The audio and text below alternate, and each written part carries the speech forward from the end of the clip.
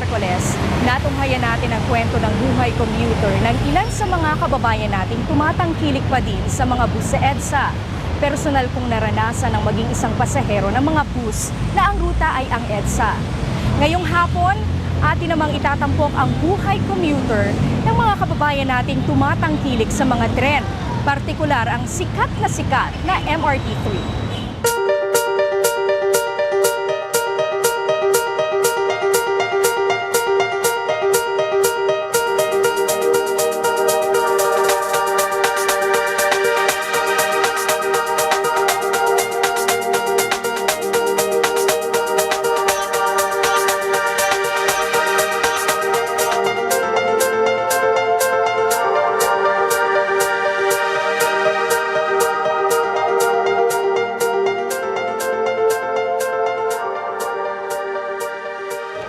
Susubukan nating alamin ang iba't ibang hinaing ng ating mga pasaherong araw-araw na ang parte ng kanilang buhay ay ang MRT. Mula dito sa North Avenue Station, oorasan natin kung gaano katagal ang biyahe kung ang destinasyon mo ay ang Taft Avenue Station.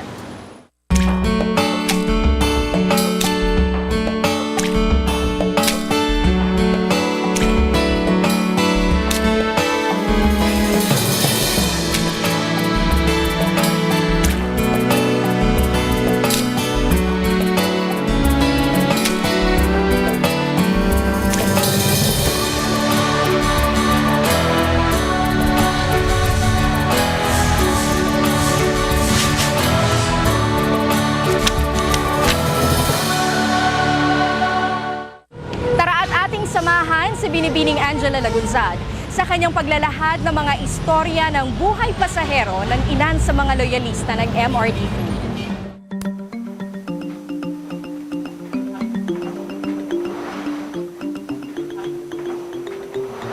Dumi, grabe oh. Hindi gumagana ang kanilang escalator. At ang dumi-dumi pa oh. Sa mga bandang 9:30 pala, hindi gano'n nakarami ang tao. So hindi na ito tinatawag nilang rush hour. Yung iba, dire-diretso na because meron sila mga stored value tickets o yung mga tickets na meron na talagang extra money para kung saan sila pupunta, hindi na nila kailangan pumila pa.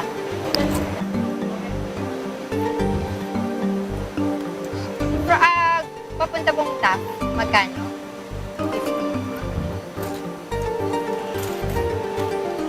So, 15 pesos na pala pamasahe ngayon.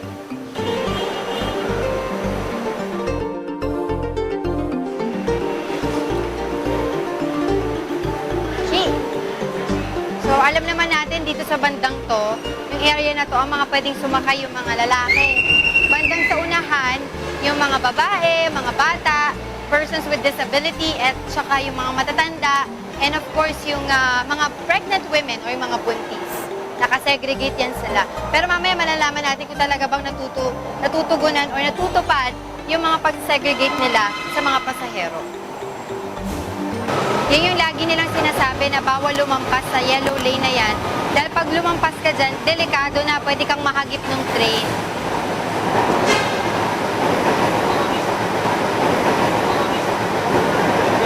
Pala yung uso, pampalamig.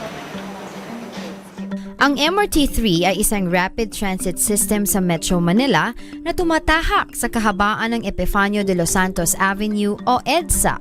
Ang pangunahing layunin nito ay ang makabawas sa matinding traffic na maaaring suungin ng mananakay na publiko sa EDSA. Sinimula ng konstruksyon ng MRT3 o mas kilala noon sa tawag na Metro Star Express noong October 15, 1996. Nagsimula naman ang partial operation ng MRT noong December 15, 1999 mula North Avenue Station hanggang Buendia Station. At noong July 20, 2000, nakumpleto at inilunsad ang fully operational status ng MRT. Ngayon naman, susubukan nating kausapin itong mga nandito sa loob ng tren upang malaman natin kung bakit sila nag-tren at kung ano pa mga katanungan natin para sa kanila. Simulan natin si... Ito si Madam. Ma'am, tanong ko lang po, lagi po ba kayo nag-MRT? Opo. Saan po ba kayo nagtatrabaho? Sa Makati po, sa Magallanes.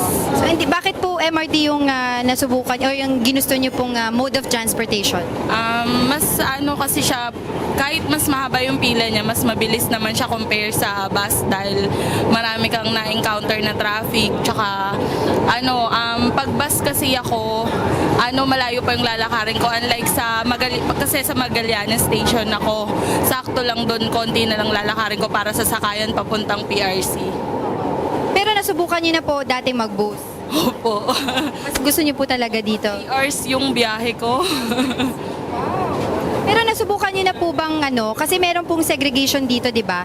Meron po doon mga lalaki, dito mga babae, at saka mga person with disabilities. Nasubukan niyo na po ba na sumakay doon sa banda kung saan yung mga lalaki? Opo, pag pauwi ako, sa lalaki talaga ako sumasakay na. Bakit? Kasi mas nakakaupo ako doon. Kasi doon sa unahan, siksikan na pag mga babae, halos lahat sila doon. So mas marami pang gentleman ngayon. Ay hindi naman, maluwag lang yung mas maluwag lang doon sa part nila.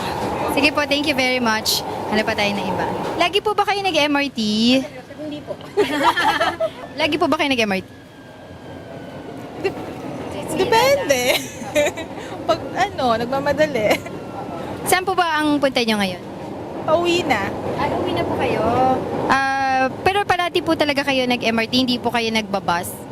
Hindi ako nagbabas kasi, saka night shift kasi kami. So, medyo maluwag na siya pag night. So, yun. So, mas convenient. Mas convenient. Hour, hindi. Okay, ayan, sige. Bakit po MRT napili nyo po mode of transportation? Kasi yun yung pinakamabilis na way na para makarating ako sa work. So okay na po kahit medyo masikip siya, mga papila. Oo, kasi kung magbabas ka, it takes an hour na Caloocan na ako Makati, Caloocan. So wala akong choice, kahit masikip, kahit siksikan, kahit Okay lang. oo, kahit hindi, tiis na Pero lang. kamusta naman po yung sa pamasahe? Mas mura po ba dito or yung sa bus? Mas mura naman. Pero di ba dito po sa mga bagon natin may mga nakaseparate po yung mga lalaki, dun sa mga babae, sa persons with disabilities. Nasubukan niyo na po bang sumakay doon sa area or section kung saan yung mga may lalaki or Hindi, lagi dito yung choice ko sa mga babae talaga. meron pa po bang mga gentlemen ngayon? Parang wala na eh. Parang silang nauna, di syempre, tumayo ka na lang. So kahit po may mga nangyari po mga iba't ibang aksidente noon, hindi po ba kayo natakot na sumakay dito sa MRT ulit? Natatakot din, pero no choice talaga eh. Ito yung talagang kailangan kong sakyan eh. Mas mabilis ng konti kaysa bus. Okay, maraming salamat po. Thank you. Sang-ayon po ba kayo na dapat yung mga public officials natin nag-MRT din? Oo, dapat. Dapat talaga para malaman nila kasi yung sa news, sinasabi nila na hindi naman ganun ka-hassle. Pero in real life, talagang mahirap pumila and talagang minsan sobrang siksikan. May mga experiences po dito na nanakawan and yun na-hold up. Kayo po ba nagkaroon ng experience? Wala pa naman. Din, kasi di ba po meron pong mga segregation dito sa mga lalaki, sa persons with disabilities, mga women and pregnant women. Okay naman, may mga gentlemen pa pa. Minsan, pero mas madalas wala. Pero wala naman po yung incident kasi iba nagrereklamo medyo parang nahihipuan daw sila or nagtitake advantage ng mga ibang lalaki. Wala pa naman. Okay, thank you very much po. Bakit po MRT yung Mabilis pag-bus. Sobrang tagal. ilang oras po compare? Kung nag-bus po kayo, ilang oras po Mga kayo? 1.5 from Novaliches. Makati to Novaliches, 1.5. Pag dito, mga 30 minutes, 45. Yeah. Tapos po, ever since po talaga MRT na po yung ginagamit nyo. Yung after po yung mga accidents na nangyari, yung nag-decoupling ng mga bagon, yung nag-derail, hindi po ba kayo natakot na sumakay ulit ng MRT? Hindi naman. Okay naman. Hindi naman. Tsaka inaayos naman nila ngayon. Sang-ayon po ba kayo na mag-MRT din yung everyday, sumakay ng MRT yung mga public officials natin? Oo. Dapat. Kasi mabilis talaga. Less yung time sa travel. Ano po sa tingin niyo yung dapat pa pong gawin ng ating government para masaayos pa po yung pagsakay ng MRT? Dagdagan yung trend kasi napakahirap. Pag morning, napakahaba ng pila kahit sa gabi. Yun lang talaga, kailangan dagdagan yung trend. Thank you very much po.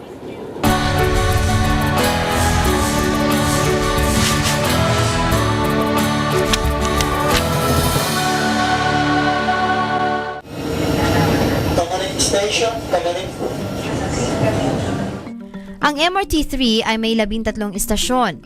Ito ay ang mga sumusunod: North Avenue, Quezon Avenue, GMA Kamuning, Cubao, Santolan Annapolis, Ortigas Avenue, Shaw Boulevard, Boni Avenue, Guadalupe, Buendia, Ayala, Magallanes, at Taft Avenue. After po yung mga nangyaring aksidente, hindi po ba kayo natakot na sumakay ulit ng MRT? Hindi naman po. Minsan lang naman po yun. Pero nasubukan niyo na po mag-bus? Opo. Pero mas mabilis po ang MRT. Kayo po ba sinubukan niyo na po sumakay doon sa section kung saan yung mga lalaki natin? Opo. Oo. Kamusta naman po doon? May mga gentleman pa rin ba? Or hindi na kayo pinapansin, hindi na Pinapaupo naman po. wala naman nagde-take advantage? Wala naman. Ano po yung masasabi nyo sa government natin kung ano po yung dapat pa nilang gawin para po mapaganda yung MRT natin? Dapat po, lagi nila pong chine-check yung anong problema dito sa MRT. Thank you very much. Dito tayo ngayon sa EDSA Ortigas Station. Mas napansin natin kanina mas maraming bumaba sa Cubao pero mas marami ring umakyat or sumakay. Medyo sardinas na tayo. Pero bakit po every time po na magko-commute kayo, ang pinipili nyo MRT? Kasi ito yung mabilis eh. No choice na rin kasi. Kung magbabas naman aabutin ako ng siyam-siyam. Saan po ba kayo pumupunta? Sa Pasay. Sa Pasay. Pero pag nag-bus po kayo, mga ilang oras yun? Siguro 1 hour, 1 hour to 1.5 hour. Pero pag dito kayo galing, Pag sa Cubao kasi ako galing. So, pag dito, 30 minutes lang. 30 minutes. Dun sa mga nangyaring aksidente, yung nag-derail, decoupling ng mga bago natin, hindi ba kayo natakot na sumakay ulit ng MRT? Ayun nga may trauma ako eh. So, bala ko, pag nag-start ako ng work, bali magre-rent na lang ako ng malapit. Mas malapit sa work para hindi na ako magko-commute. Hassle kasi. Sang-ayon po ba kayo na yung mga public officials natin mag-take ng MRT everyday? Oo, para masubukan naman nila yung hassle. Tanong ko lang din po kung nakakapasok kayo doon or nakakasakay kayo sa area kung saan yung mga lalaki. Ay, hindi. Never nyo pang sinubukan? Oo. Okay. Sige, pero wala pa po kayong mga experience dito na nadukutan, nanakawan, nahipuan? Oo. Kailan po yun? Coin purse lang. Oo. Saan banda? Last Anong time. station? Sa Guadalupe, something. Kasi siksikan talaga doon. Nalaman nyo pag nababa nyo? Pagkababa na. Oo. Hindi naman Ayun. masyado madami yung pera. Hindi naman. Luckily, hindi naman. Oo. Okay, thank you very much. Before Boni, Shaw Boulevard yung station, wherein ito yung station na to na magkalapit sila. Sobrang lapit lang yung distance nila. Tanong ko lang po kung lagi po kayo nag-MRT. Oo, everyday. Going to work? Pero kababalik ko lang kasi from maternity leave eh. So, saan po yung work ninyo? Makati. Sa Makati. So, everyday, bakit po MRT yung napili niyong mode of transportation? Pinakamabilis pa rin compared to bus. Saan po kayo nanggaling? North Station. Kung nag-bus po kayo, ilang oras ang biyahe nyo from North going to 2.5 to 3 hours. Depende kung traffic sa Cubao and Shaw Boulevard. So, pag MRT naman po ang sinasakyan nyo, mga ilang oras? Ano lang siya, 45 minutes or Laki ng before 1 hour na doon na naman. Siyempre, okay lang po sa inyo kahit mahaba yung pila, mas Oo, kahit okay pa din kasi pinakamabilis pa din siya. Hindi po ba kayo natakot after ng mga accident na nangyari? Ayun, yun nga yung kinakatakot ko ngayon kasi first day ko ulit. So, bahala na si God. Siya na lang talaga.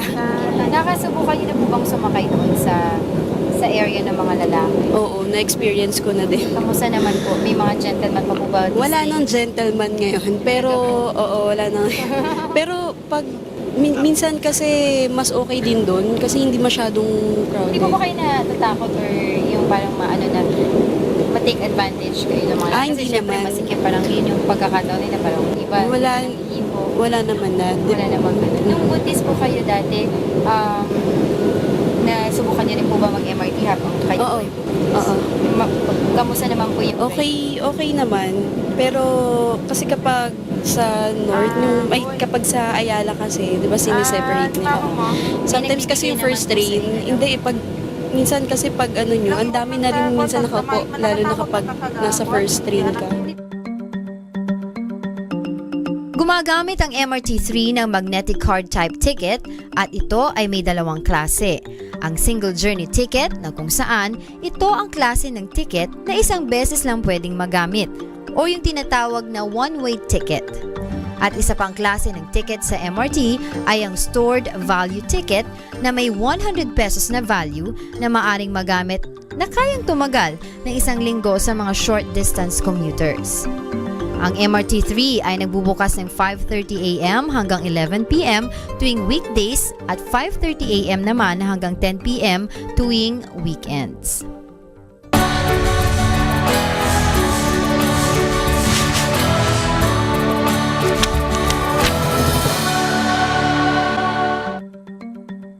Alam niyo ba na ang MRT3 ay may total tunnel length na 1.7 kilometers? Ayon sa datos, approximately ay mahigit na kalahating milyong mga commuter ang naisasakay ng mga tren ng MRT3 araw-araw. Ngunit ang capacity nito ay 23,000 passengers lamang per hour per direction. 3 trains na kabit-kabit ang tumatakbo. May capacity ito ng 757 na katao. 60 kilometers naman per hour ang average speed ng MRT. Pinakamahabang istasyon ang sa pagitan ng Santolan at Ortigas. Pinakamaikli naman sa Boni hanggang Shaw Boulevard. Pinaka-busy na stations ang Cubao at Taft. Opo kayo Ayan, nagbababaan na yung mga tao kasi dito tayo ngayon sa Ayala Station. Dito marami talaga kasi dito maraming, sige po kayo. Marami kasi nagtatrabaho dyan sa Makati, maraming opisina, maraming mga businesses, kaya maraming bumababa. Kanina, dinaanan na natin yung, of course, Bandia, Guadalupe, Boni, and Shaw, which is yung Shaw and Boni yung magkalapit na station, Ortigas, Santolan, and of course yung Araneta, Cubao, kung saan maraming din bumaba at sumakay ng MRT. Yan. Medyo lumuwag na ngayon kasi bumaba na sila. Saan po ba kayo, nagtatrabaho po kayo? Saan po kayo nagtatrabaho? Diyan lang sa may Ayala. Ayan. Bakit po MRT napili niyo po ng Bakit daw? Mas mabilis kasi. mabilis? Kaya nasubukan niyo na rin ito. Ako hindi kasi ano lang ako, malapit lang naman ako pagka Dahil lang kasi pag jeep kasi tsaka ayun, ano pa?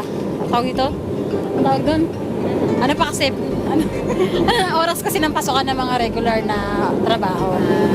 Pero hindi mo ba kayo natatakot kumakan ng MRT after ng mga nangyaring accident? Sinuswerte lang kami. Sa ngayon po ba kayo yung mga public officials natin pasukan ng MRT everyday? Oo, para masubukan nila yung hirap. Sige. Ano pa po ang dapat gawin ng ating government para masaayos po natin yung MRT? Ano lang, yun lang. Parang mas maging organized lang yung kasi sobrang siksikan. Kung pwede madagdagan ng isa pang, ng iba pang, additional na ganito para hindi ganoon kasiksikan.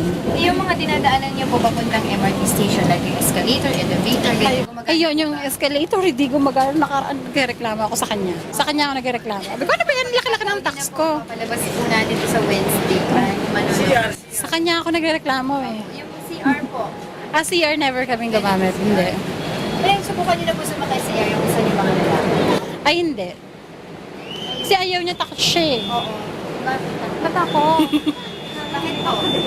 Bakit ka takot? Hindi, mas lang namin, prefer lang namin sa ladies na. Yung po, may mga lalaki po ba kayo nakikitang sumasakay din dito sa area ng mga babae? Yesterday may nakita ako, pero sa LRT, hindi sa MRT. Oo. Pero sinitan naman siya ng guard. Niya pa yung MO. Sabi ko, Sabi ko naman sa LRT. Kamusta naman po yung, ilang years na po ba kayo nagbabiyahe ng MRT? Talagang years, matagal. Ano lang, ako kasi, mula lang nagbago yung shift ko, saka lang ako nag-take ng MRT. 2 months, ganun. Kamusta naman po yung experience nyo? Meron na po ba kayo na experience na nanakawan, na dukutan, na bangga, na... Hindi naman. Siksikan lang talaga.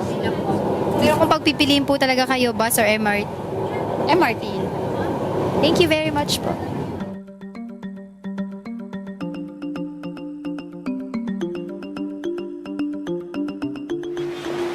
Tayo ngayon sa Taft Avenue Station kung saan ito yung pinakahuling station na binababaan ating mga nagko-commute. So umalis tayo kanina ng North Avenue ng 9:50. Dumating tayo ng Taft Avenue ang dulo ng 10:25. So almost mga 35 minutes yung biyahe natin. Dulo to dulo.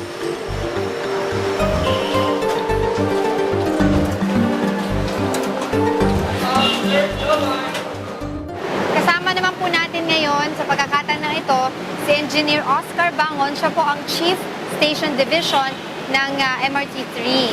Good morning! Opo. May mga konting questions lang po kami. Of course, tungkol po sa MRT. Gusto din po namin malaman muna ilan po yung total na bagon po natin currently. Sa ngayon po, meron po tayong 73 na bagon. Pero po, ang ginagamit natin sa araw-araw, lalo na pag peak hours, ay 60 lang po. 60 po. Compared po yung sa 20 train sets. Kasi po, ang isang train natin ay composed ng 3 bagon. Pero ever since po na itayo po itong MRT, tayo po ba yung nakapag-purchase na ng bagong bagon o ito pa rin po yung mga Hindi pa po. Ito po pa yung original na kasama ng project. So, nabalitaan din po natin na may ine-expect tayo ng mga new coaches na dadating. Kailan po yun? Opo, meron po tayo ngayon na ongoing na project, yung capacity expansion. Composed po ito ng 48 LRBs or 48 bagon. So, makakadagdag po ito sa ating capacity para matugunan yung ating kakulangan sa kapasidad. Oo. Kasi ito po ngayon, sa kasalukuyan, ilang pong pasahero ang capacity ng bagon natin na to compared po dun sa magiging bagong bagon natin? Sa ngayon po, ang comfortable ride actually ay dapat 350,000 passengers a day. Pero po sa ngayon, ang kasalukuyang mananakay natin ay umaabot na po ng 550 passengers per weekday. So average po yun. So talaga pong kung makikita natin ay masyadong siksikan na sa loob ng tren natin pag peak hours. Meron po ba tayong mga pinagpaplanuhan o mga proseso na gagamitin natin o may papatutupad natin in the long run para po maiwasan natin yung ganito pong congestion sa MRT? Aside po sa mga bagong bagon na... Opo, kasi po yung bagong bagon, yan talaga yung makakasolve ng ating capacity. So sa ngayon po, dahil nga sa dami ng ating pasahero, pinatupad po natin yung maayos na pagpipila. Mula pa po doon sa baba ng istasyon, pagpasok sa bag inspection hanggang makarating sa platform. So meron po tayong mga designated na stopping point wherein mas maayos yung pagpasok ng mga pasahero. Saan po pwede dumulog ang ating mga pasahero kung sakali sila po ay naka-experience ng ganung pagkakataon? Unang-una po, paglabas lang ng train, meron po tayong mga platform guards. Kung maaari po, dapat i-report nila kaagad. Halimbawa, kung meron silang na-identify or sinususpetsahan para maituro at ma-actionan kaagad. At aside doon po, meron naman po tayong mga supervisors bawat istasyon para kung maglalodge siya ng complaint, maisaayos yung kanyang... Ito po yung action natin sa mga nangyayari. Yung mga action po or solusyon natin para naman po hindi mangyari. Ano po yung mga ginagawa natin? Mga precautionary measures. Unang-una po, siyempre dapat meron tayong mga nakalagay dyan ng mga nakapaskil ng mga announcements para sa kapakanan ng ating mga pasahero. So, dapat alam nila kung ano yung mga do's and don'ts sa pagsakay ng MRT. Kayo po ba na regular nyo pong na-check yung buong station? Like, from the kalsada going up here, elevator, escalator. Kasi kanina po nung pagdaan ko kanina, sira yung elevator, madumi po siya, daming balat ng candy. Paano po yung proseso nyo ng pag-check? Actually po yung station supervisor natin, in charge siya dyan sa pagtitingin ng buong tayusan at kalinisan ng istasyon.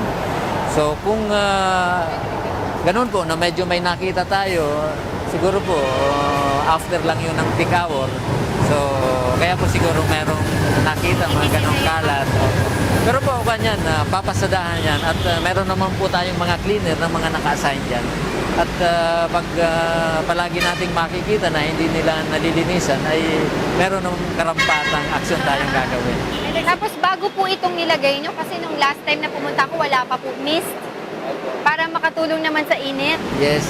Kanino po Kumbaga, idea yan? nung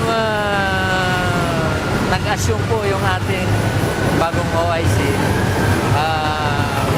naisipan niya po yan. Actually po ito, kung pa lang ito test pa lang ito. And mga magdadalawang linggo na at maganda naman yung feedback na ating natatanggap. At siguro po, pag makakuha kami ng pondo, i-implement po namin yan sa ibang istasyon. Babalikan ko po kayo dyan. Maraming salamat po sa inyo, Engineer Oscar Bangon. Thank you and magandang umaga. Tanghali na po. Tanghali na po.